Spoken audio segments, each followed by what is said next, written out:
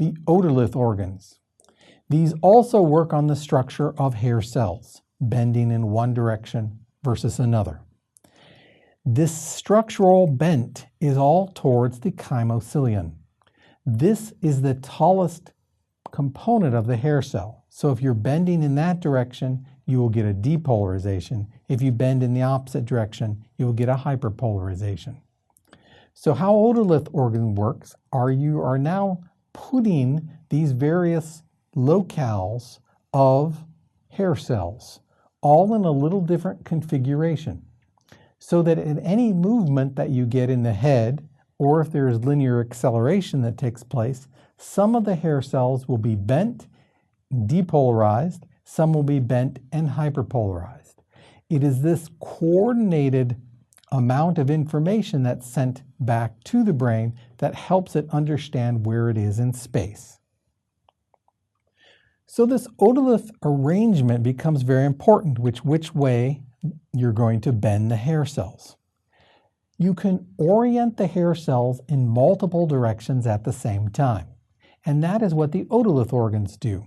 You have a different orientation of these hair cells along the different planes.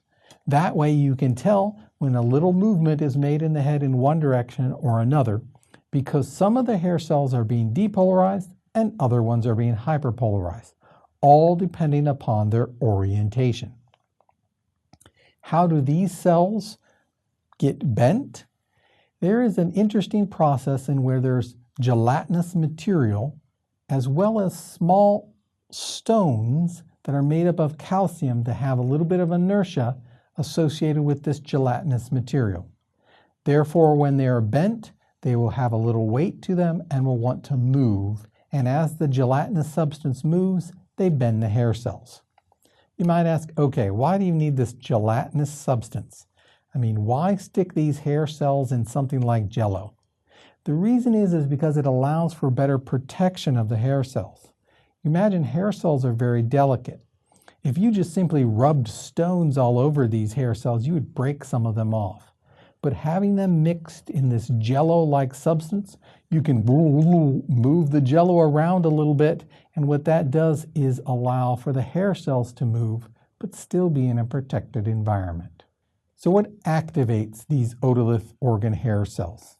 We mentioned movement a number of times, but simply their relation to gravity. Are you in a standing position, or are you laying supine, or maybe you're sitting in the upright position, or you're tilting your head one side or another? All of those changes are sensed by otolith organs. Because remember, that gelatinous substance has a little weight to it, so wherever you are in position to gravity, it will pull on that gelatinous substance, and that gelatinous substance will cause some hair cells to depolarize and other hair cells to hyperpolarize. Interesting, linear acceleration also does this. So if you're driving in a car and the faster you go, you get this feeling of movement. Why? Because that gelatinous substance is being moved back as you accelerate forward. And that movement of the gelatinous substance stimulates or depolarizes some of those hair cells. Same thing can happen if you're riding in an elevator, so you could sense linear direction upwards and downwards, just like you can forward and back.